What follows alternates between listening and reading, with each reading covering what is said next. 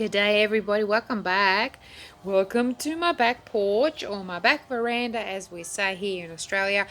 I'm having a little glass of wine out of a cup. Look what the cup says. I wish this was wine. Well, guess what? It is. It's so cool.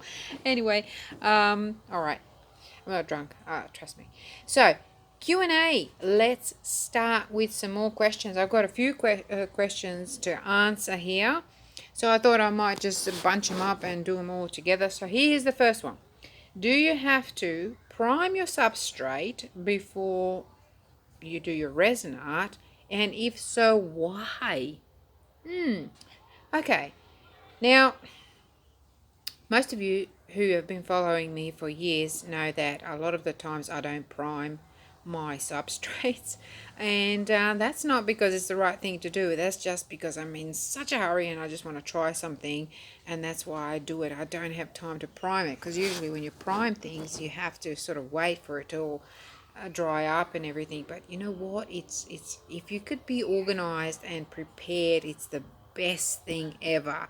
And if you prime, what to prime with, even if you just paint, let's say you have a canvas. Canvas is usually already primed, but it's always a good thing to, especially if it's a cheaper canvas, not saying that they're bad, I'm just saying they only have a thin layer of primer over them, of the gesso. So it's always a good idea to give it another layer of gesso, or paint, any kind of cheap paint, wall paint, anything. You're just trying to stop the air bubbles coming from underneath.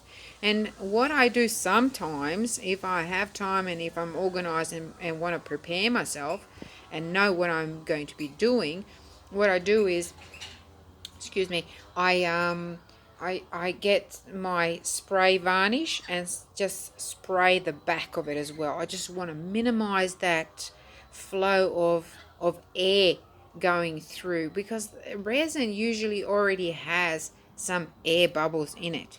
And so you know, and to eliminate those, obviously we use heat, because the heat stretches that, it releases all those air bubbles, and they come up to the surface, and that's great.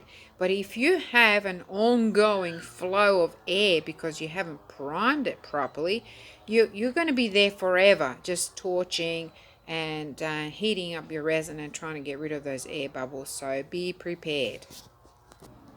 I just had to go and check on my pizza. I'm making pizza for dinner tonight.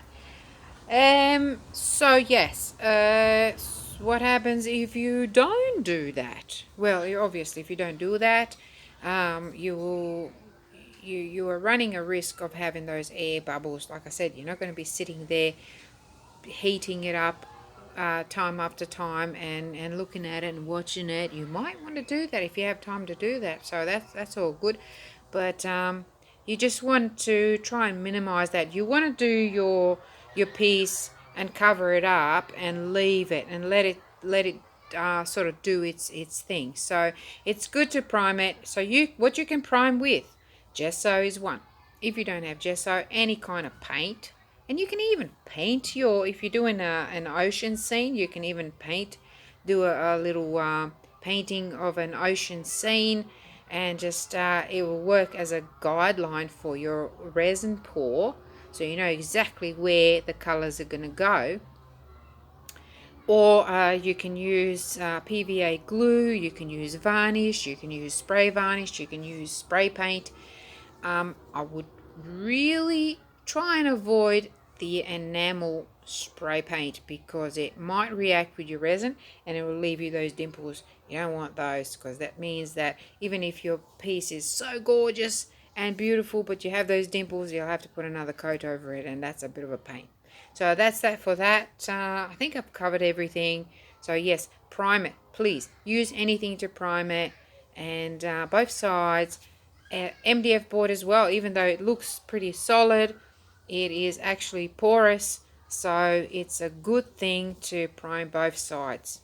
Okay, if you don't prime it, that's fine. If you're going to tape the whole back side, that'll work as well, but that's just a lot of work. Sometimes, like if I have time, I'll just cut out a, because usually I do like circular ones, I'll just cut out a circle of like paper and just tape that down. That'll work as well.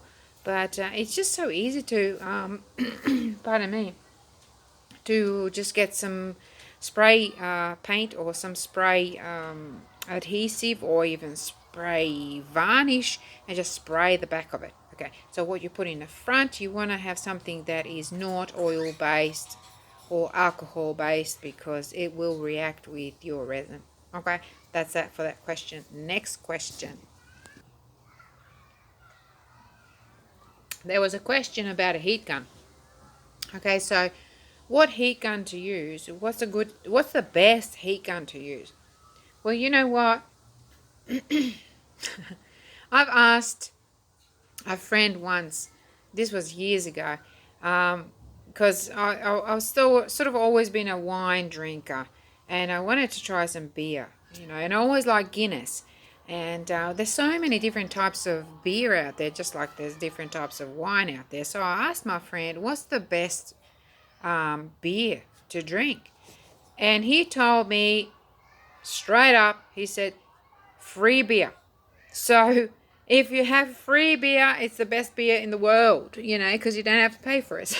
I sort of think, wow, that's an interesting answer, but it's a little bit similar with our question here.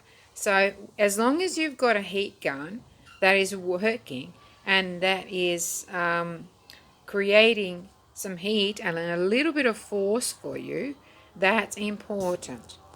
And sometimes it's a little bit tricky to know, like if you get a really complicated heat gun, and trust me, I've got several of them, and one of them is just so complicated, I refuse to use it. First of all, it's too heavy to hold in my hand, especially if you're doing it a lot. And it's got so many settings. Like it's got about 5 settings for heat, 5 settings, or 4 or 5 settings for. Maybe I'm exaggerating.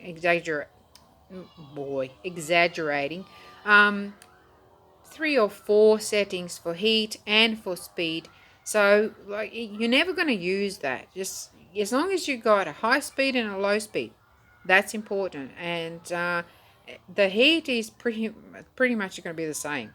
It's just gonna be more forceful or less forceful.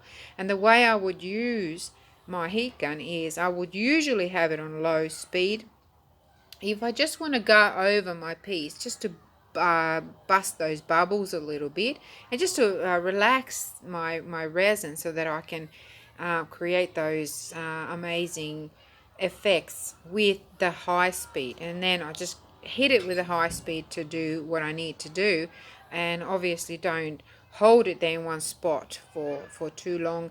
And I believe that I mentioned this before in many of my videos, the techniques that you use when wanting to create certain effects. So it's all about the way you use, the way you position your heat gun. Okay, so you can go low, you can go up high, you can go really down, almost touching the resin. If you want to just open up those cells, you can go up and down, you can just wave it around, and you can, there's so many different techniques that you can do. The best way is to just practice and watch it happen in front of you. It's pretty amazing. So that's pretty much what I want to say about the heat gun. The blowtorch, again, is another story. Never, never, ever hold your blowtorch on your piece, over your piece for longer than a couple of seconds, because it will burn it. You'll get the smoke. You inhale that smoke. It's terrible. It's really bad for you.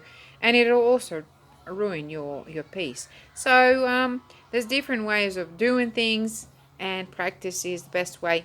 Okay, so that's what I'm going to say about the heating instrument, and let's go on to the next question. Next question, how much resin do I use? Well, okay, a lot of that comes with practice, but there is a website, a couple of websites on Google that you'll get a more accurate sort of answer to your question.